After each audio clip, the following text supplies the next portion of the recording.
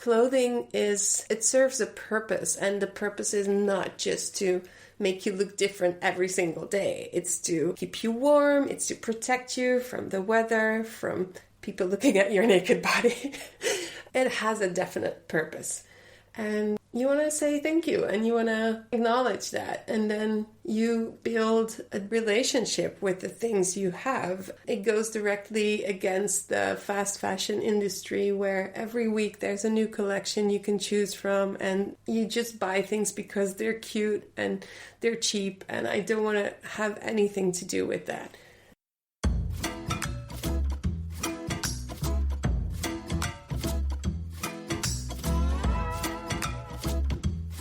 Hi, this is A Smaller Life, a podcast hosted by me, Saskia de Feiter. I am a small business owner who wants to grow by going smaller and choose better to do better. Join me on my journey where I figure out how I can make my needlecraft business relevant in this era and in my personal life.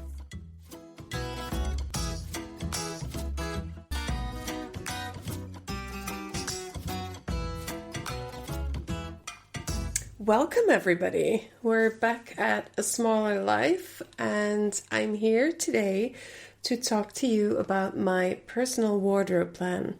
It's something I've been working on for a long time, and I just kind of want to tell you about it, where I am at the moment and where I am planning to go.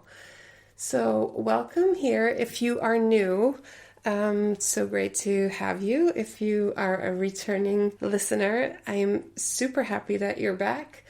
I love to hear what you think about the podcast, because us podcasters don't nearly get enough reactions and feedback, and I'm always happy to hear what you think and what you need in the podcast, what kind of topics you would like to hear about.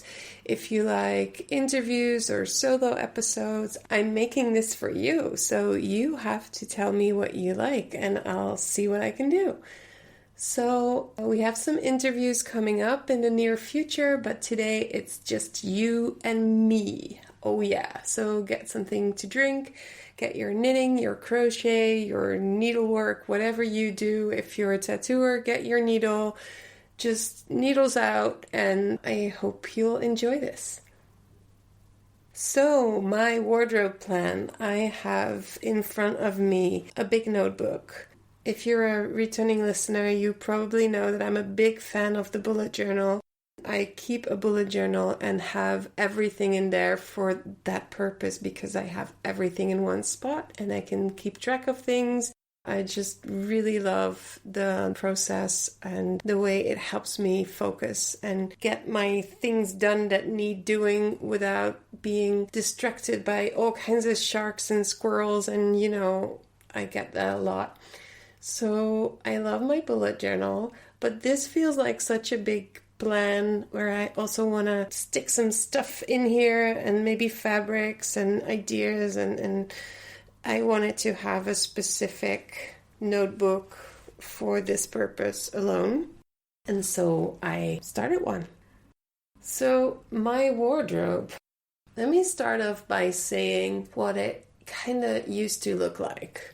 I wear a larger size. I wear a 50 to 52 European size, and I'll leave it to your Google skills to figure out what that is in your country. It's definitely not within the general size limits in general shops, so I have to shop specifically in plus size stores or plus size divisions of other stores. And it's been like this for, I don't know, as long as I can remember. Like from when I was in art school, which is from when I was 17-ish, I guess. It was so hard always to find clothes that matched my style and my preferences. And I remember one time when the internet got easier to use or more friendly to me, I discovered that in the US they had a lot more plus size fashion, and I was so excited. I'm like, oh my gosh, I'm just gonna invest a little. I'm gonna spend a little bit more money on the shipping, and I'll have a really, really nice outfits to wear. And I was super excited. So I couldn't wait. And when they got here, I remember this postman, and he was handing over this package to me, and he said, oh yes, and then there's an additional 40 euros or even 60 euros. It was a lot of money that I had to pay for custom tax. It was horrible, and I already spent a lot of money on the shipping, and when I opened it, the quality of the clothing was really, really bad, but I was still super happy, very excited. I wore those clothes until they were threadbare, I swear. But it, just to make that long story short, it was definitely hard for me to find good clothes, things that I liked. And it has been like that for the longest time. I think in the last decade, it's become a lot easier. The big companies have noticed that there are a lot of big women and big people out there, and that they are actually a force to be reckoned with when it comes to consuming. So there's more to choose from. But then I kind of turned my life around and started living more consciously about looking at my consumerism and how I make my decisions and where things are made. If everyone in the chain gets paid fairly, all of those things that I always am on about. And in my wardrobe, that became really hard because fair trade, organic clothing, plus size, in nice styles that fit my aesthetic or the things that I like, I felt like I was back at the beginning, back at the bottom of the mountain and trying to figure it out again. But I got more creative about it. As time went on, I also spent more time thinking about how much do I actually need and how long can I use something. I remember starting a Pinterest board with only classics, like the Breton sweater that I'm actually wearing right now, a dark colored blue jeans, that sounds so 80s, dark colored jeans that I'm actually also wearing right now. All those kinds of classics that I could use for years without it getting out of fashion.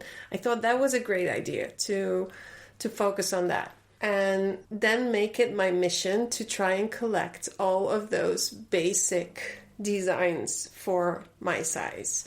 And it kind of worked for some items because this Breton shirt that's white with blue stripes is actually from Bretagne, from Brittany in France, and it is extremely good quality. I paid money for this, but I think I've had it for over a decade, and it looks like it's new. It's amazing.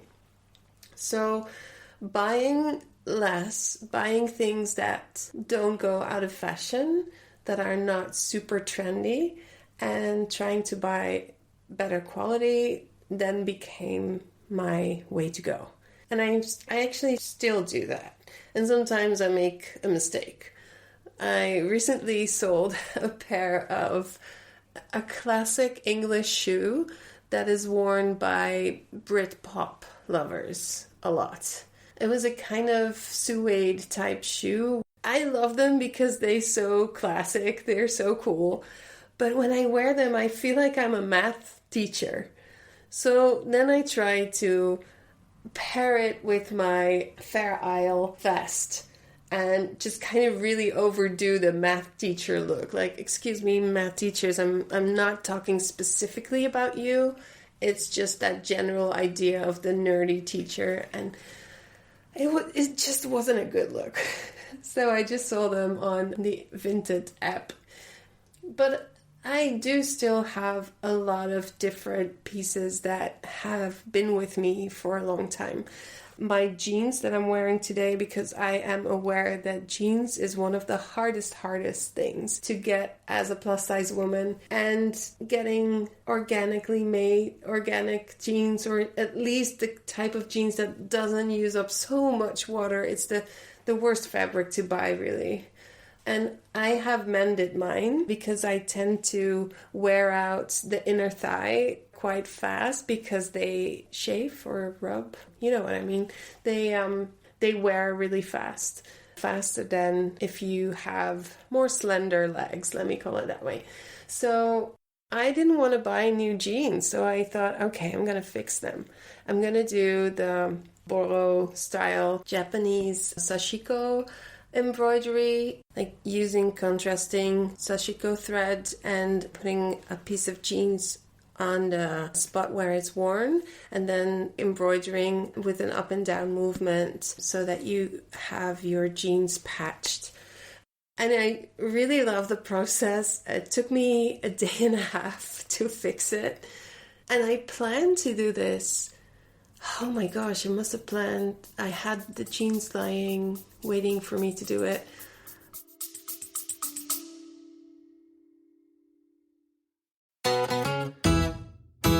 Hello, friends. I just want to say something to you quickly.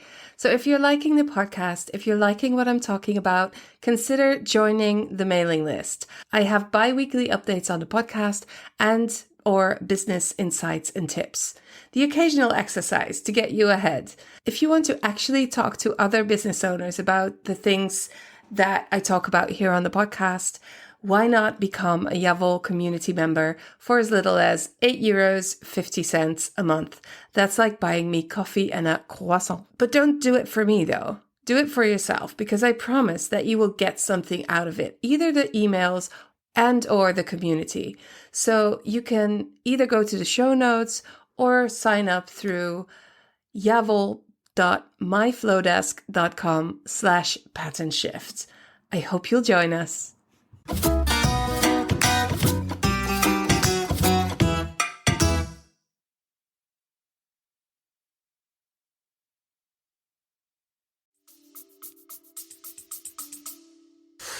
Two months or something.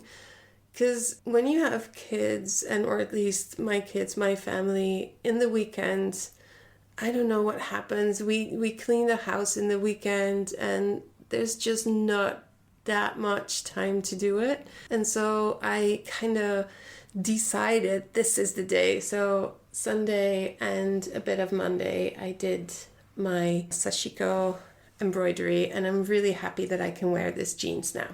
So circling back to the types of clothes that I try to buy, it's also about finding out what you really, really love and what makes you happy when you wear it.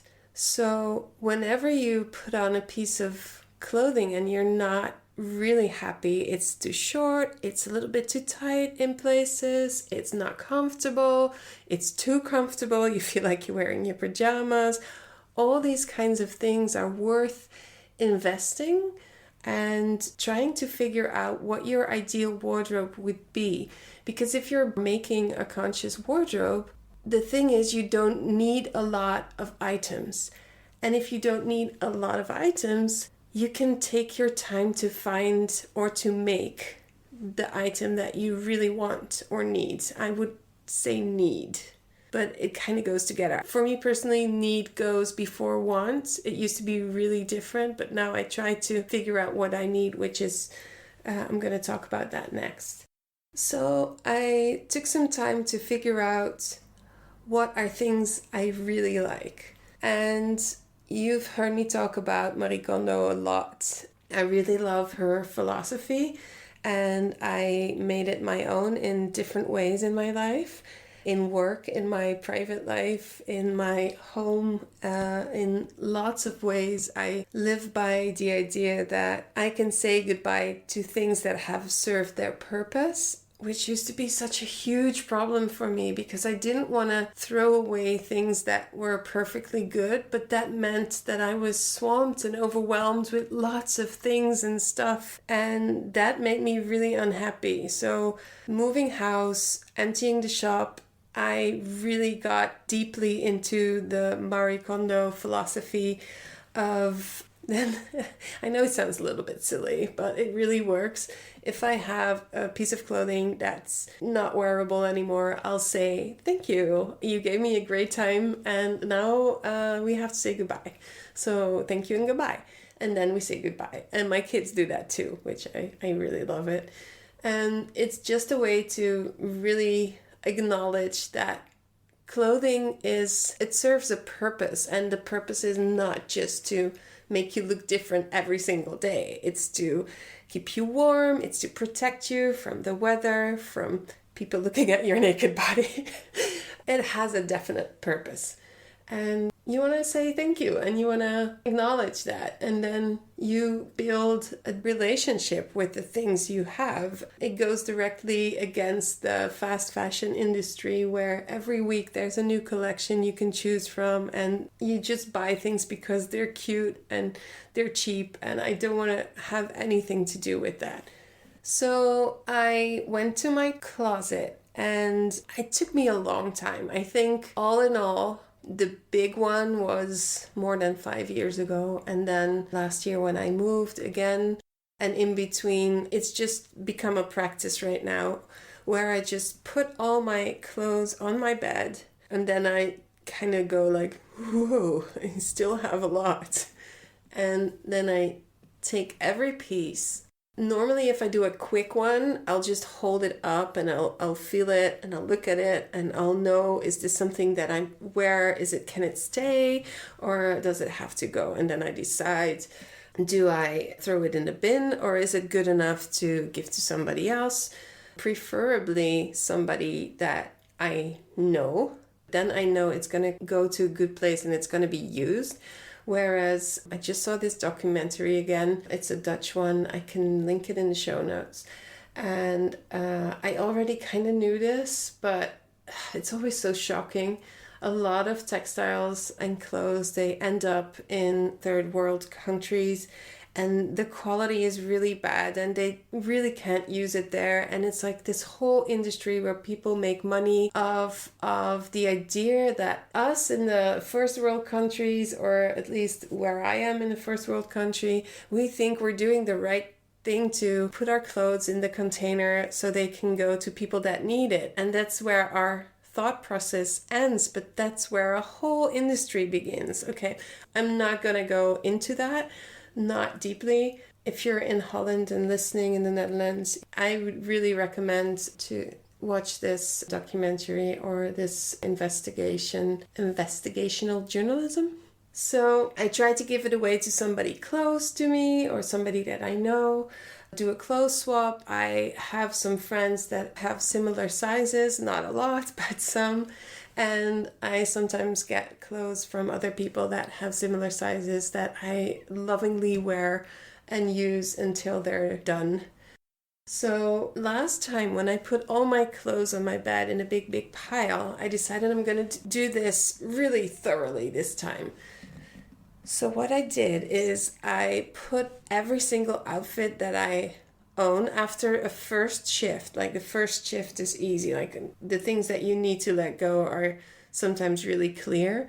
So I put them to the side and then everything else I put on. I stood in front of a mirror and I took a picture. And then at the end of it, I think it took me such a long time. 4 hours, 6 hours, like half a day. And I made these pictures into a little video. And it was so insightful. It was super insightful because flipping through all these outfits really quickly showed me what kind of shapes really look good on my shape, my body. I have this belief that a crop top is not a good look for me. And I was wrong because if I pair it with a pencil skirt, it kind of really looks good on me. And also, a flare jeans is not the best jeans for me. I look much better. I feel much better, I should say, because beauty is in the eye of the beholder. I feel much better if I wear a straight or skinny jeans, which is really interesting because when I learned about the quote unquote rules, I always thought that it would be different. But taking pictures and looking at yourself in this fast video of those images coming by, it's not me, right? I'm just looking at a shape that is also me, but it's not like looking in a mirror where you look at all the details and you go like, ooh, I see this bump here, and ooh, my bra is a little bit too tight, I have 4 boobs, all those kinds of things. So that was really insightful. And then I shifted and I made a list of different things that need mending. There were, I think, 1, 2, 3, 4 things. I have notes in front of me. 4 things that needed mending. And I have to say, I have not mended them all yet. There's still, a bunch of them are still in the basket. But I think mending looks for a certain type of weather. Sometimes you kind of you don't want to mend. You want to make, You have to be in a mending vibe. So they're in the basket waiting to be mended. Then I asked 2 friends that have similar sizes if I could be so bold to ask them their sizes, like their bust size and their hips and their butts and everything, and able to figure out if they would fit them. And I made piles, and I have piles for them right now, and they can try them on. And then after that, I decided what are my favorite pieces of clothing. I wrote down 8 favorite pieces, and apparently I really like the look of a sailor. I have lots of stripy shirts and blue linen shirts, jeans, but also plaid shirts. I kind of still am the grunge girl that I was eons ago. With these favorite pieces of clothing, I could clearly see what my style is. Like, there's some crossovers there, but it was definitely a look, and they could all be mixed and matched. So I really love the idea of a capsule wardrobe, but I always also think I kind of like colors, and I feel like it would be too restricting for my creative mind to have a real capsule wardrobe with only few pieces. I mean, I have thought about why just not get blue linen and stripes, and that's my thing, and then I don't have to think about it anymore. But I think this part of me that really feels calm and peaceful, and I think, oh yeah, that would be great, but it's also kind of very boring, so no. All right, and then when I chose my favorite pieces, I wrote down why they are my favorite pieces. I wrote things like they're cheerful and classic and comfy, and I love the material, and it's a statement piece. Some of them were neutral, but I said cheerful, comfy, and material a lot, fabric. So that was definitely a theme, and that's something that I can remember when I go out and buy or make new items, that those things are important to me, and that makes me wear them more and longer. And sometimes you get blinded by a certain piece of clothing. You're like, oh, I need that. That's the thing people are wearing, this thing with the poofy things and the fluffy floopers and the fluffy floppers, and I really need it. And then you're with the fluffy floopers and the fluffy floppers, and you're wearing it, and you're like, oh, this is floopy, and it flops, and it's not me. And so these are things that seem so simple, but yeah, just take a weekend and you can figure out what you actually really like in clothing and what you really need and want in your wardrobe. So then I looked at the pile of things that I was going to get rid of, and I wrote down what I didn't like about them. So it wasn't comfy, or it looked washed out, because I hang on to things so long that I have washed out t-shirts and washed out whatever, mostly t-shirts and leggings Everything that's a little bit cottony and a little bit stretchy, I hang on for way too long. You should see my leggings. Like, I wear them under things so you don't see it, but there's holes. It's really not good. And I don't know about you, but a mended legging is something that I still have to I have to grow into that. I feel like I'd rather not mend the hole and just get to the point where I'm like, okay, you did your job. Okay, bye-bye. And then get new ones. I don't know. I don't know with the mended leggings. If you have any ideas about that, tell me. Tell me, what do you think? Mended leggings. I don't know. So what else did I write down?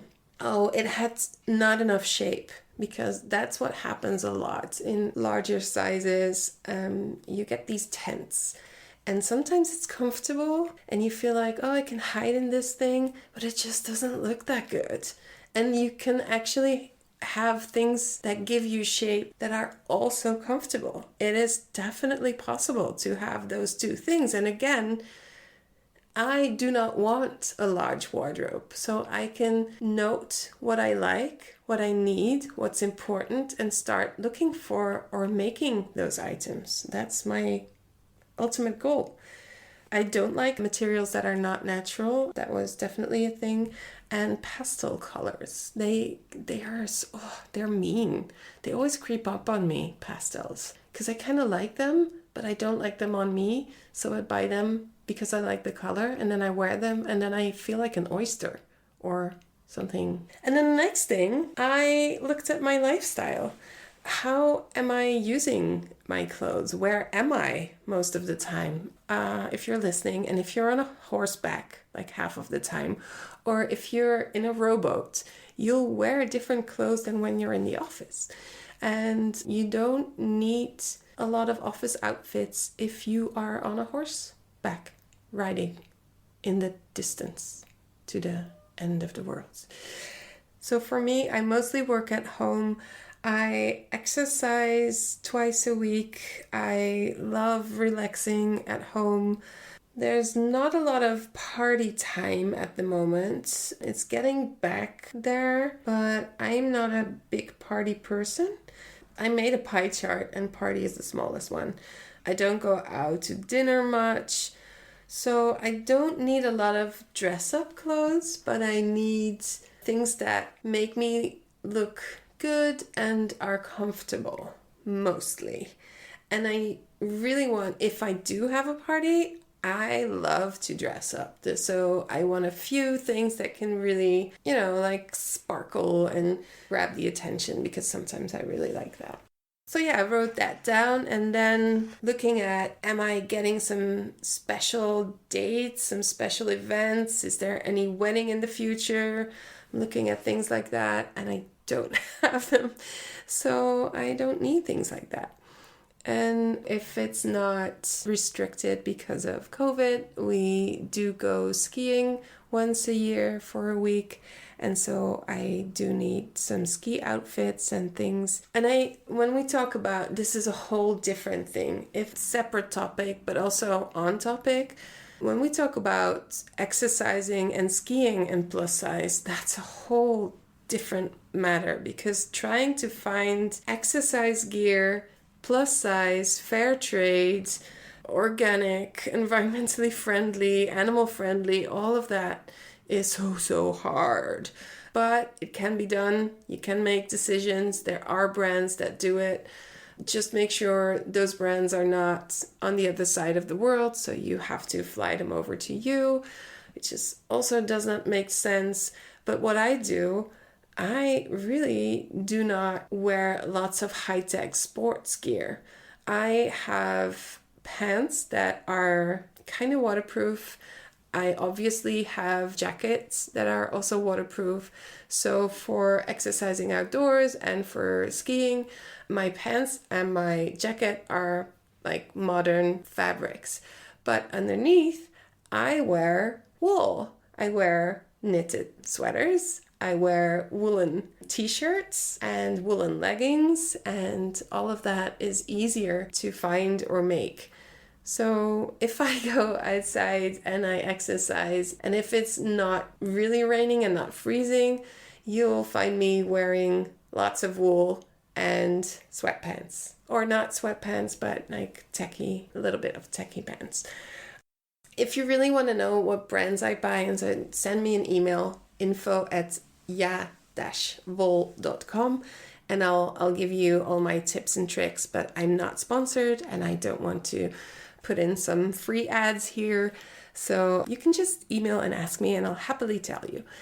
So yeah, that's when it comes to the seasons. For the summer, it's mostly things that I want to make because I'm picking up sewing again. I have sewn a skirt and I'm going to sew a dress, and I'm probably going to knit some tank tops from cotton that I have lying around, which is not organic, but it's in my stash. So if you have it, you have to use it. And if you then do not buy something from the shop, then you're doing your job as a conscious wardrobe maker. So writing down what I need in a season and what kind of material are your favorites. For me, that's definitely wool, linen, and organic cotton sometimes when it's harder to find linen, but I would love to have a full wardrobe in wool and linen, just different thicknesses, different colors. I'd be fine with that alone, like a woolen bra. And then the next step I took is writing down some of the brands that I was able to find clothes in. So as I said before, if you want to know more, just let me know. In the show notes on the page, there is a tab you can click and you can actually send me a voicemail, a voice message, which I would love to get. So please, somebody send me a voice message because I want to hear your voices and I want to hear your questions and your tips. Please, if you have sustainable, large size brand tips, I am so ready to hear about them. Yeah, and oh, yes, of course, you really need to know your body. All you need is a mirror, a tape measure, and then start measuring. There's lots of places online you can find where they show you how to take your measurements. It's really good to do that a few times a year because even if you're getting your period, some things could be different. You could be bloated a little. I have gluten issues, so my tummy is definitely a problem area. And it's good to know who you are, what you look like, what your volume is, what your shape is. I think for some people that's really hard to do. I have noticed that the more you spend time with yourself, taking care of yourself in this way and being kind to yourself and really figuring out what you like and just having all that kindness for your body, it really helps to make it easier to work with the sizes you have. I don't really mind anymore. I really don't. You change, you get older.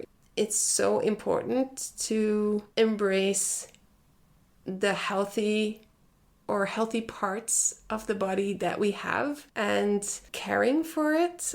If you really want to be negative, then let's put it this way, make the best of it. Because yeah, it's what you have. It's what you have in this moment, and you shouldn't stop living because of it. You should just keep living and make it work. And so I always have my measurements on my phone on the notes app. It says Mate, sizes Saskia. And then every time I measure myself, I just put the date and I put it on top so I can look back. I never do, but I could look back and see what it was a couple of years ago or a couple of months ago. It really helps when you shop online too, when you have this at the ready on your phone to use and to look into. It also helps if you know what kind of shape your body is, but I don't really want to go into that because you have all these quote-unquote rules of if you have an apple-shaped body or a pear-shaped body or an hourglass shape. So knowing what kind of shape you are can help you find the right clothes. And I don't mean what looks good. That is for you to decide, right? They say if you wear this shape jeans, that looks better on you because you have this type of leg or bum or belly. I don't know. What do you think? I think it's much better to work at shaping yourself up to have an opinion of yourself, and preferably a caring, positive opinion, than following the opinion of people that are not you. But that's up to you to decide. So, yeah. What kind of accessories do you need? What kind of shoes? What do you have? Do the whole step-by-step process with your accessories, with your shoes. But this is the general process that I go through. And then when I write all of this down, my next plan, and I have to be honest, I haven't done it yet, but I have this app that I can take pictures of my tops, my skirts, my pants, and then it mixes them up as outfits, which I kind of really like because I always end up wearing things in the same way, and it gives you new ideas. And it also kind of digitalizes your wardrobe, and you can see what kind of things you might need, like just a black t-shirt or more colorful leggings or whatever. So that's my next step. I'm going to put all of my pieces into that app, and from there I will figure out where the gaps are. And then with those gaps, I will build my final conscious wardrobe. And I will do that with a mixture of sewing, knitting, swapping, buying secondhand, buying from conscious brands, buying from small business owners, small makers, or maybe the makers are not small but big like me, but you know what I mean. That is my plan, and that's the way I'm going to build my conscious wardrobe. If you want to take a deeper dive into your wardrobe and start building it more consciously, I've made you a step-by-step plan you can download. Go to ja-wol.com/pages/wardrobe or click the link in the show notes on ja-wol.com. If you want to do this in a group of like-minded people and get support, cheers, and your questions answered, go to community.ja-wol.com. I figured out the difference between a hyphen and a dash, and I'm super excited because I used to say it wrong. We learn every day, but in the Ja-Wol community, that's our focus. What we make, how we make it, what our plans are, what kind of techniques we use. This month, the topic is color, so we look at color specifically in knitting and different techniques. We try to inspire each other, ask each other questions about it. And a community like this can really help you to have teachers whenever you need them. People that have more experience in a certain technique or that could help you figure out what your next step is. It's a sharing process. It's very caring, very loving, and we all step by step take our steps closer to our conscious wardrobe, because this is something we all would love. And it's not all about being the perfectly green, sustainable fairy. It's trying your best with what you have and using materials that you already have. And if you don't have enough, or if you don't have the right thing, then finding ways to buy sustainably or supportively for people in marginalized groups, all those kinds of things. So if you are a regular listener of A Smaller Life podcast, you know about the Ja-Wol community, and you know about our business circle where we work with needlecraft businesses and creative businesses to also have a sustainable way of running your business. And you are very welcome to join in the community, or if you are a business owner, you are very welcome to join our business circle. We also offer sponsor spots for the podcast. I've been looking into that. I think it's time. So I really have some really good rates and getting lots of listeners in Europe and in the rest of the world. So if you're interested in sponsoring the podcast, get in touch via info@ja-wol.com.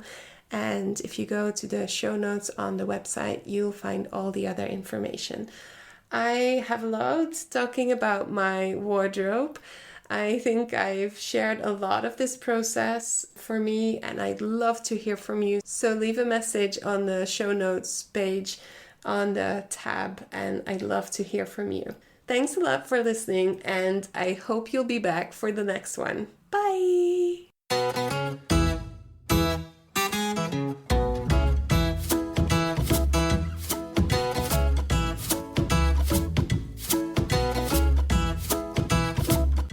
One of the easiest things you can do to support the podcast is to leave an honest review on Apple Podcasts.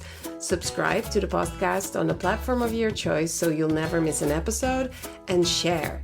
Share it in your social network or even just mentioning it over coffee with a friend. I'm only one person and I count on you to help me spread the message. Thanks for listening to A Smaller Life. Remember to choose and choose consciously, because a smaller life makes things a whole lot better.